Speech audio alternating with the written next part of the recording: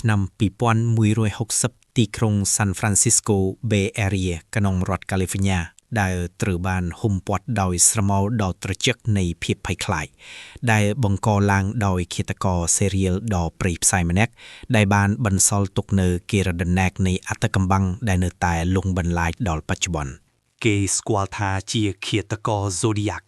ជនមិនស្គាល់អត្តសញ្ញាណរូបនេះមិនត្រឹមតែបានប្រព្រឹត្តអំពើឃាតកម្មដ៏សាហាវប៉ុណ្ណោះទេថែមទាំងបានឧបូលប៉ូលីសនិងសាធារណជនឲ្យប្រកួតប្រជែងជាមួយនឹងល្បែងផ្គុំរូបដ៏ស្មុគស្មាញនិងសារសម្ងាត់រហូតមកដល់ពេលនេះរឿងក្តីឃាតកម្ម Zodiac នៅតែជាអាថ៌កំបាំងបំផុតមួយក្នុងប្រវត្តិសាស្ត្រព្រហ្មទណ្ឌរបស់សហរដ្ឋអាមេរិកការវាយប្រហារលើកដំបូងដែលគេសង្ស័យថាជាស្នាដៃរបស់ Zodiac បានកើតឡើងនៅរាត្រីថ្ងៃទី20ខែធ្នូឆ្នាំ1968គ្មានសាក្សីផ្ទាល់ភ្នែកគ្មានភស្តុតាងរឹងមាំ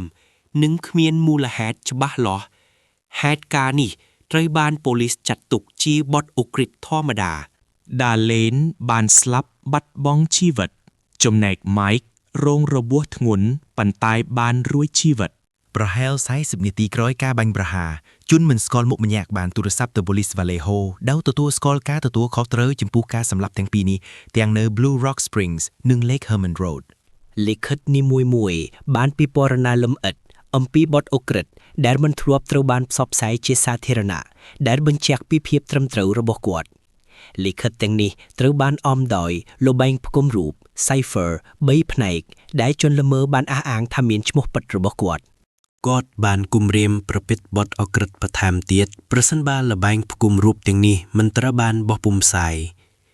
មិនយូរប៉ុន្មានល្បែងផ្គុំរូបមួយក្នុងចំណោម3នោះត្រូវបានប្តីប្រពន្ធម្នាក់ឈ្មោះ Donald និង Betty Haden បកស្រាយបាន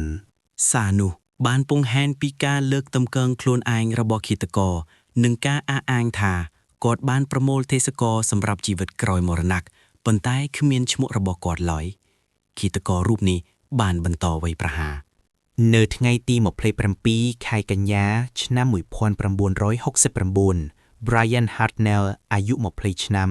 និង Cecilia Shepard អាយុ22ឆ្នាំត្រូវបានចាក់សម្លាប់យ៉ាងព្រៃផ្សាយនៅបឹង Lake Berryessa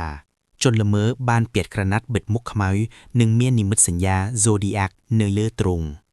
បន្ទាប់ពីការវាយប្រហារគាត់បានសរសេរសារមួយលើទ្វាររថយន្តរបស់ Hartnell ដោយប្រើប៊ិកសម្គាល់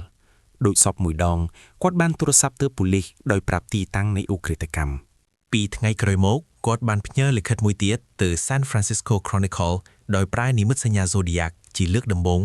ហើយចាប់ទីពេលនោះមកឈ្មោះ Zodiac Killer ក៏ត្រូវបានប្រើប្រាស់ជាសាធារណៈ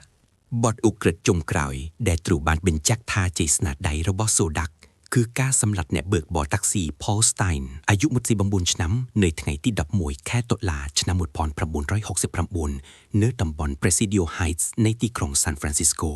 ឧក្រិដ្ឋកម្មនេះបានកើតឡើងនៅក្នុងទីក្រុងដែលមានប្រជាជនច្រើនហើយមានសាក្សីវ័យក្មេង3នាក់បានឃើញឃាតករកំពុងសម្អាតកន្លែងកើតហេតុពួកគេបានធ្វើការពិពណ៌នាលម្អិតអំពីឃាតករដល់ប៉ូលីសឃាតករបានកាត់យកបំណែកអាវដែលមានឈាមរបស់ស្តាញ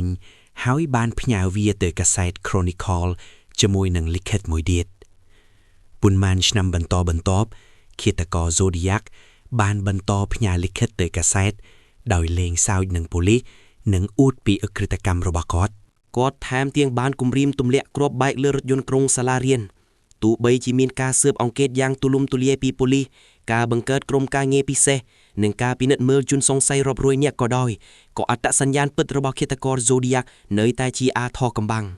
ល្បែងផ្គុំរូបដ៏ស្មុគស្មាញជាច្រើនទៀតត្រូវបានបកស្រាយប៉ុន្តែគ្មានឈ្មោះពិតរបស់ឃាតករណាមួយត្រូវបានបង្ហាញឡើយ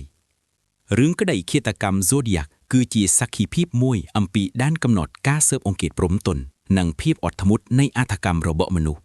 ឃាតករ Zodiac បានបន្សល់ទុកនូវស្នាមរបួសផ្លូវចិត្តយ៉ាងជ្រាលជ្រៅដល់សហគមន៍ San Francisco Bay Area និងបានក្លាយជានិមិត្តរូបនៃអំពើអាក្រក់ដែលមិនត្រូវបានដោះស្រាយរហូតមកដល់សព្វថ្ងៃសំណុំរឿងនេះនៅតែបើកចំហហើយអ្នកស៊ើបអង្កេតអ្នកជំនាញនិងសាធារណជនទូទៅ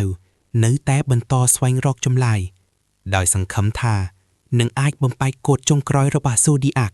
និងបង្ហាញមុខបុរសនៅពីក្រោយស្រមោលដ៏ត្រចះនេះ